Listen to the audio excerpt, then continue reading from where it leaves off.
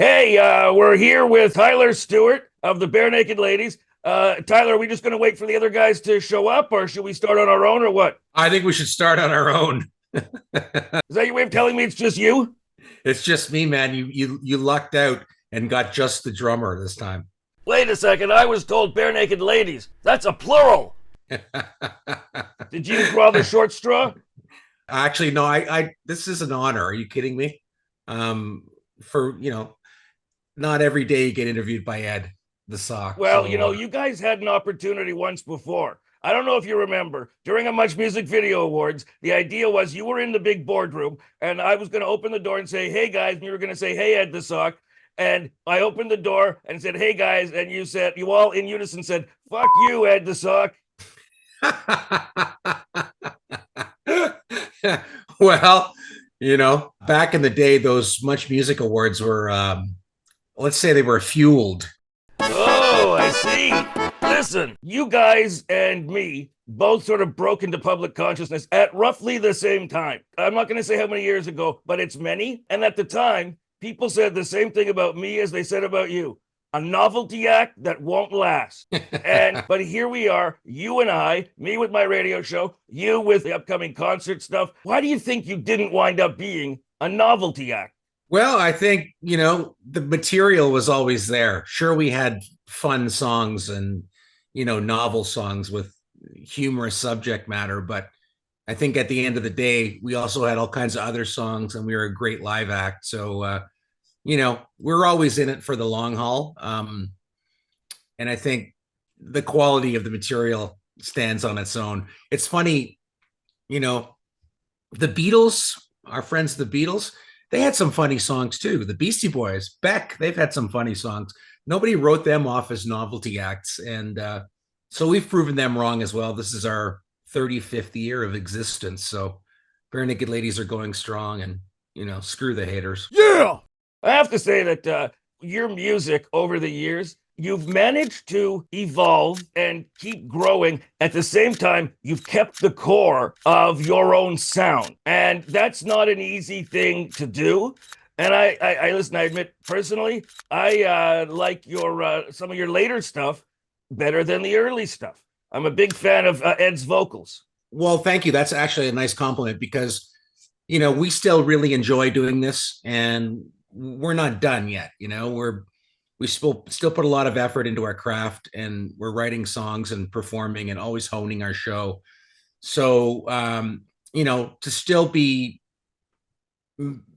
making things at a high quality, at a high level, that's our goal. And as long as it's fun and we're being creatively satisfied, we'll keep going.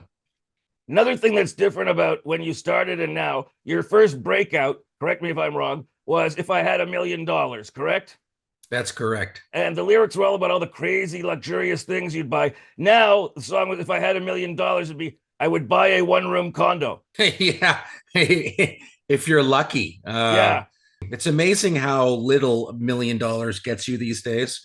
Sometimes when we're playing that song at, say, like a corporate event, we get hired to do private shows. And sometimes there's, for bankers or for investment people or whatever.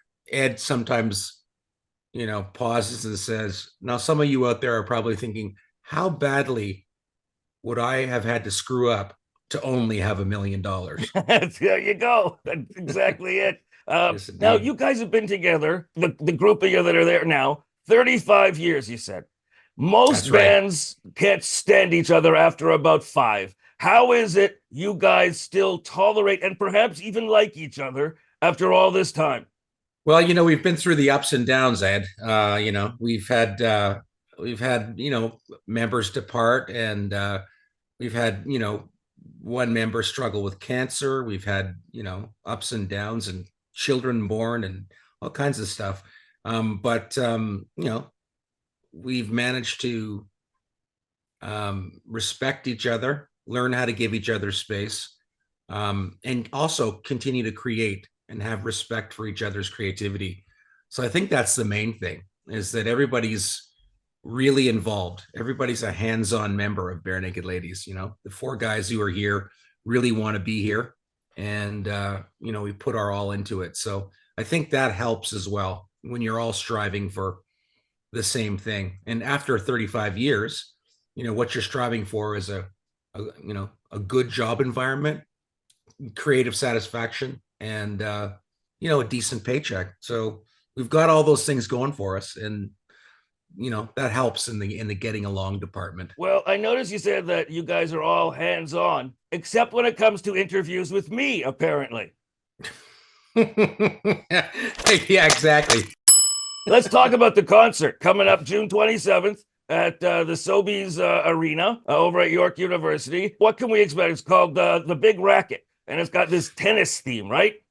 Yeah, well, I mean, we're essentially playing at a tennis stadium, the place that holds the Rogers Cup and all the big WTF events. Yeah, tennis with the big racket. You get it? That's it's a good dad joke right Hilarious. there. And our friends Sam Roberts and Katie Tunstall joining us. We love both of those bands. Sam puts on a great show. He's got tons of amazing songs that everyone loves. And KT is a real eclectic and original performer. So it should be an exciting day. And we're the first concert that's going to be presented at the new Sobeys Bowl. So, maybe they'll give us a bunch of free groceries. That'd be nice. In this day and age, yeah. There are so many Canadian bands that will be glad to be paid in groceries. Now, well, what's coming up next? You guys got the concert. What more can we expect to see from you guys, from Barenaked Ladies, in 2024, 2025? Well, we have a deluxe edition of our last album that came out called In Flight, and it has a bunch of live tracks from our 35th anniversary show that we did last September at the El Macombo in Toronto, which was a lot of fun. So there's that. We've got a tour coming up in the fall in the United States with Toad the Wet Sprocket, good friends of ours. Bunch of dates all around the United States. And, next year we'll continue to be on the road. We might make another album. It all depends. It's so funny. You make records these days and nobody really cares. And unless you're Taylor Swift, no. Yeah, exactly. Or Drake or somebody. One of you guys needs to start dating an NFL guy. Okay, well, I'll get right on that. I'm pretty sure, most NFL guys are looking for a 56-year-old bald father of three. You never know. Hey, it'd be a new trend. Don't judge. Okay. Thank you for the time. Good luck with everything. And if you ever need a guest vocalist, I'm there. Okay. Okay, Ed. Yeah, absolutely. If backup I sock had vocalist. $1 million, there you go. A little sample for free. Beautiful. All You're right. hired. Thank you for spending the time, and tell the other guys something with an expletive in it. I shall. Thank you, man. Hey, don't forget to subscribe, ring the bell, and comment.